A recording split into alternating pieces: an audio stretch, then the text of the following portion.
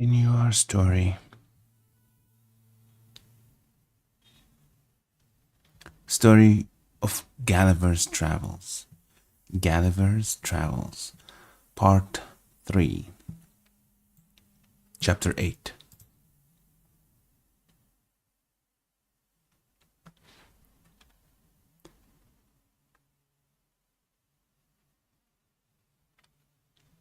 A further account of Glubdubdrib, ancient and modern history corrected.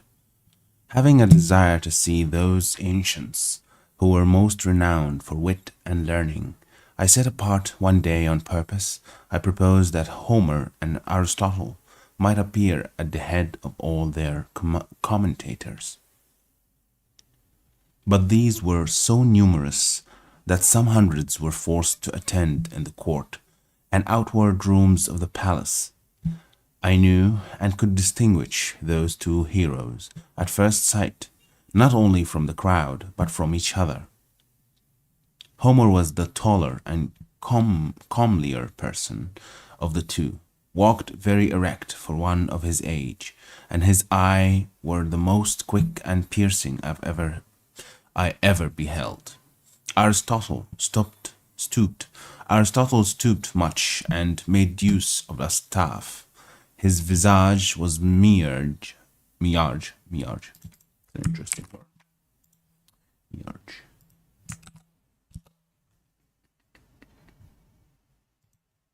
Meager. Meager. Okay. His visage was meager, his hair lank and thin, and his voice hollow. I soon discovered that both of them were perfect strangers to the rest of the company, and had never seen or heard of them before. And I had a whisper from a ghost, who shall be nameless, that these commentators always kept in the most distant quarters from their principals, in the lower world, through a consciousness of shame and guilt, because they had so horribly misrepresented the meaning of those authors to posterity. I introduced Didymus and Eustachius to Homer and prevailed on him to treat them better than perhaps they deserved.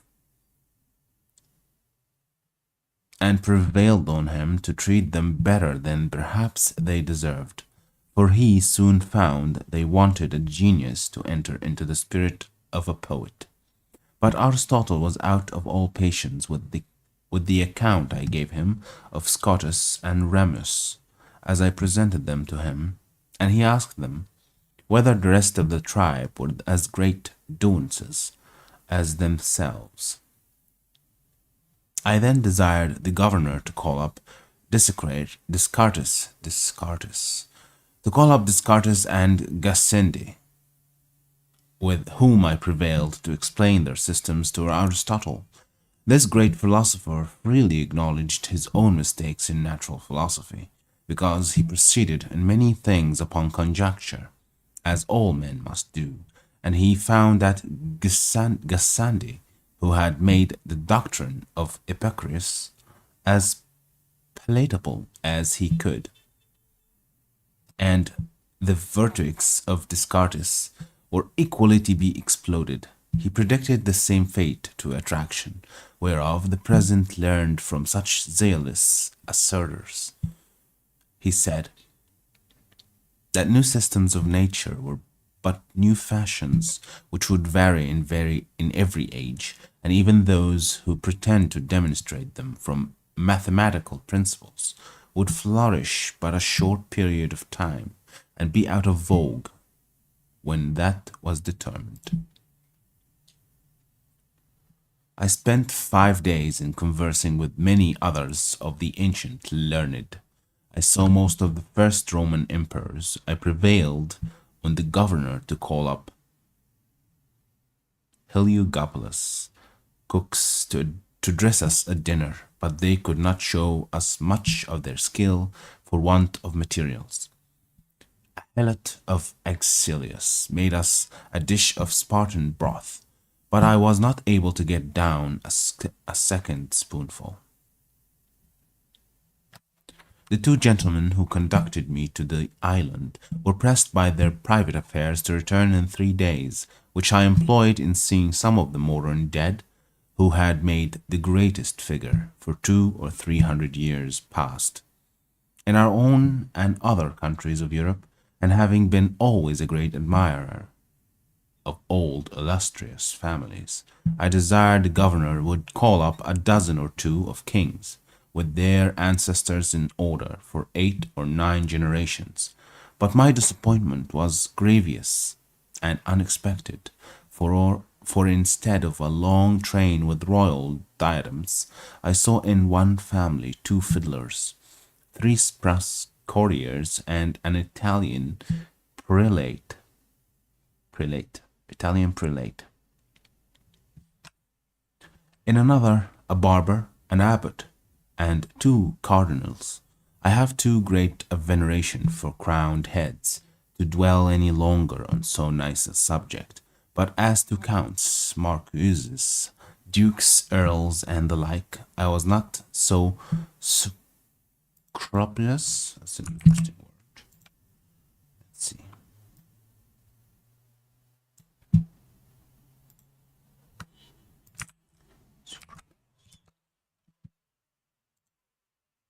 Scrupulous. Scrupulous. It means careful, thorough, and extremely attentive to details. Scrupulous. Scrupulous. Scrupulous. Okay.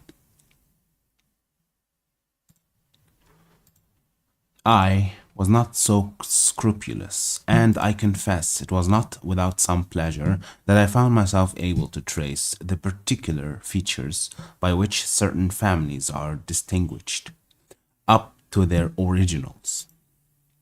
I could plainly discover whence one family derives a long chin, why a second has abounded with knaves for 2 generations, and fools for 2 more, why a third happened to be crack-brained, and a fourth to be sharpers, whence it came, what Polydore Virgil says of a certain great house, Nec ver virtus, nec femina casta, how cruelty, falsehood, and cowardice grew to be characteristics by which certain families are distinguished, as much as by their coats of arms. Who first brought You've got mail. the box into a noble house, which has leanly descended scrofulous tumulus to their posterity?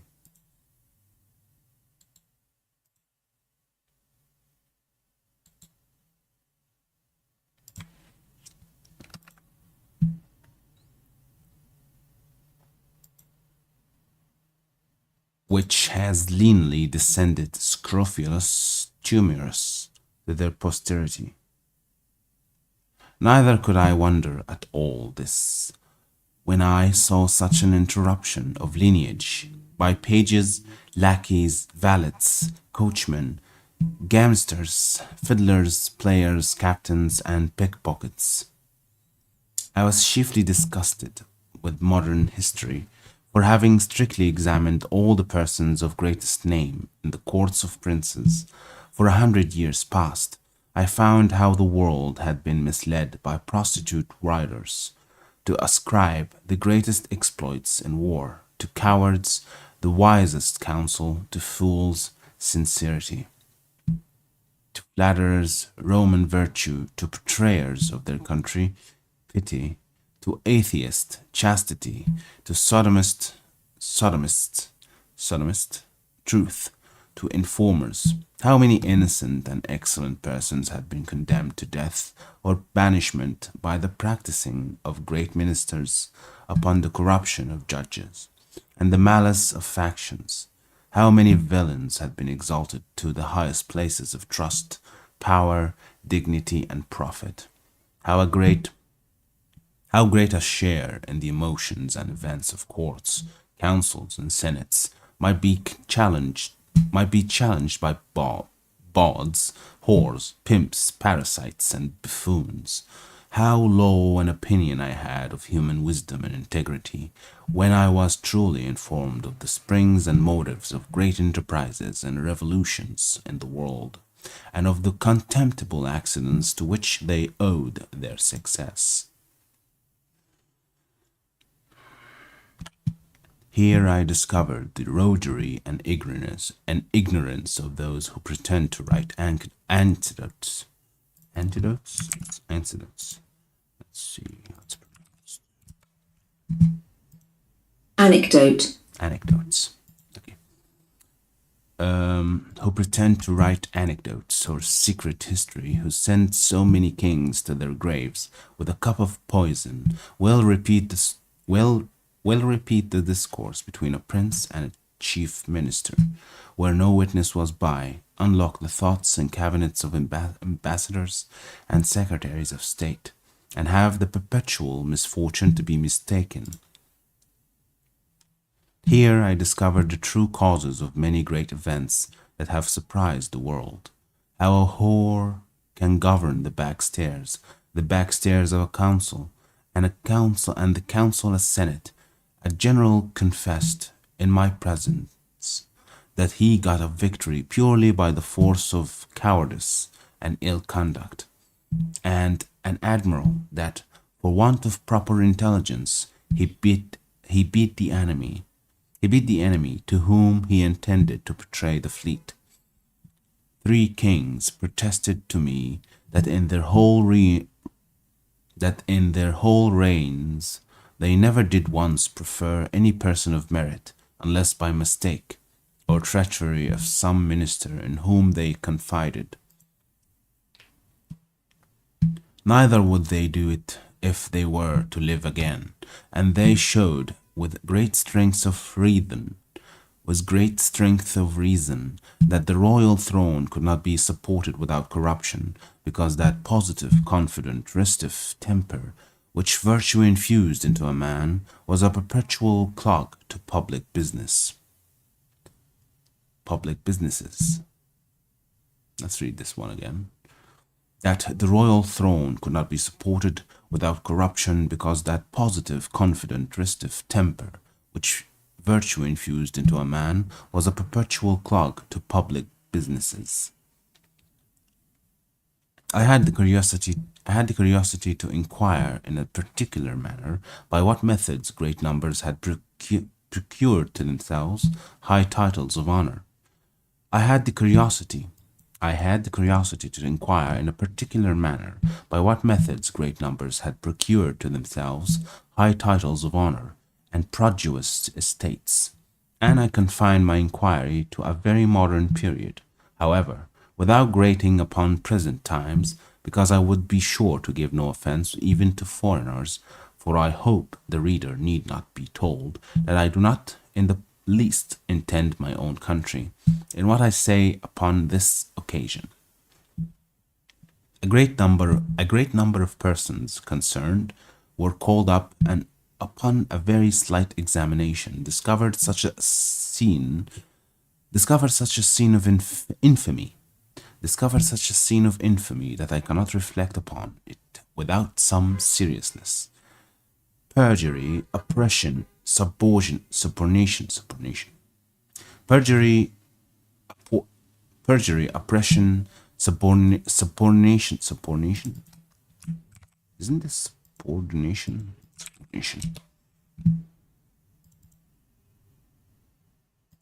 Subornation. Really? It's not French. Subornation. It is French. Okay. Why it is French?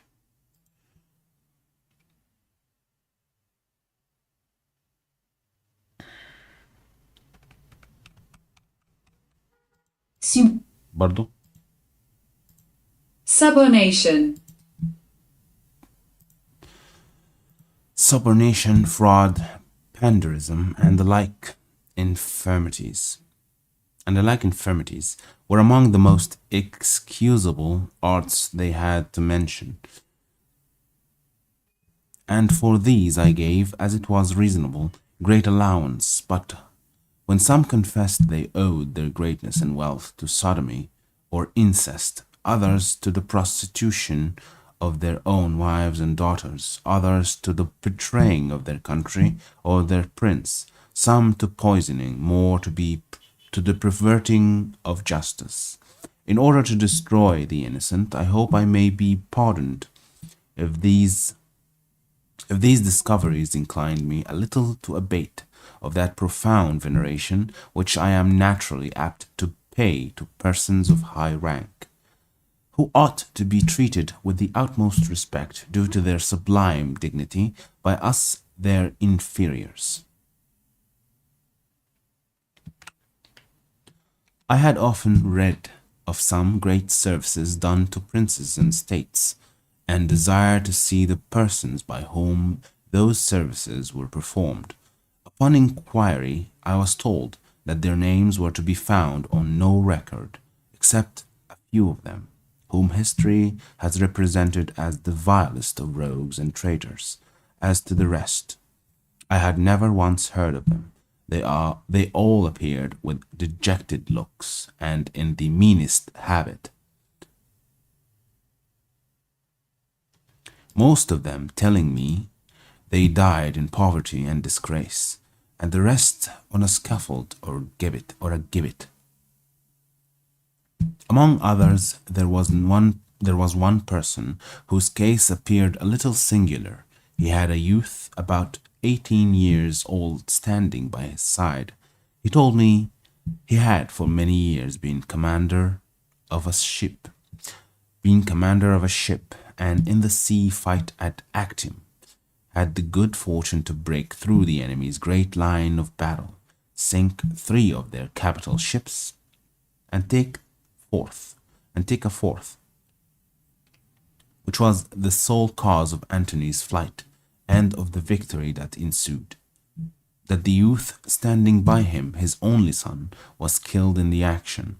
He added that upon the confidence of some merit, the war being at an end, he went to Rome and solicited at the court of Augustus to be preferred to a greater ship, whose commander had been killed, but without any regard to his pretensions.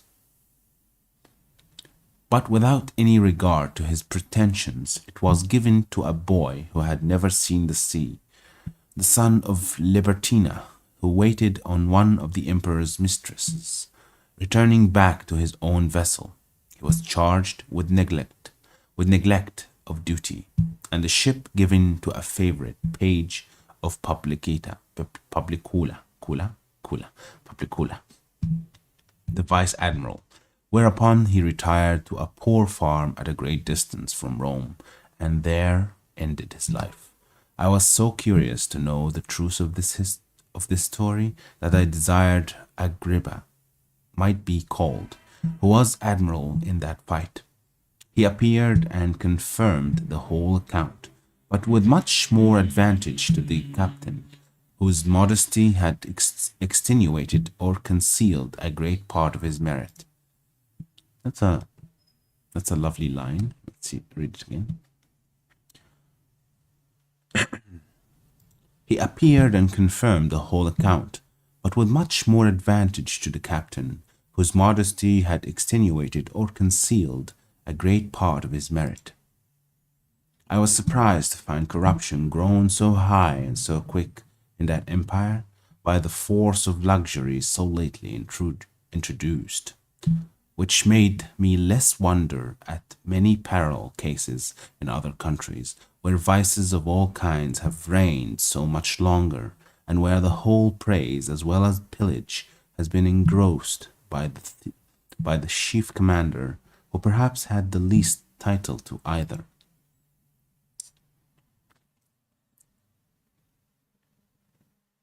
As every person called up made exactly the same appearance he had done in the world, it gave me melancholy reflections to observe how much the race of humankind was degenerated among us within these 100 years past. How the pox, under all its consequences and dominations, had altered every lineament of English countenance. Lineament.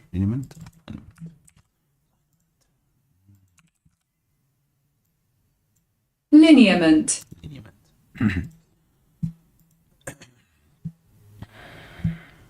How the pox, under all its consequences and how the pox, under all its consequences and denominations, had altered every lineament of an English countenance, shortened the size of bodies, unbraced the nerves, relaxed the sinews and muscles, introduced a sallow complexion, and rendered the flesh loose and rancid. I descended so low as to desire some English yeoman of the old stamp might be summoned to appear, once so famous for the simplicity of their manners, diet, and dress, for justice in their dealings, for their true spirit of liberty, for their valor and love of their country.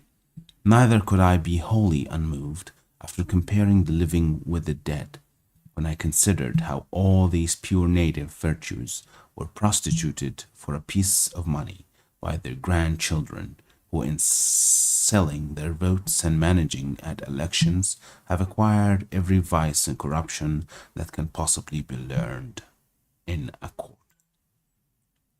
Let's read this one again. Neither could I be wholly unmoved, after comparing the living with the dead, when I considered how all these pure native virtues were prostituted for a piece of money by their grandchildren, who, in selling their votes and managing at elections, have acquired every vice and corruption that can possibly be learned in a court. That would be it for today, and I will see you in the next one.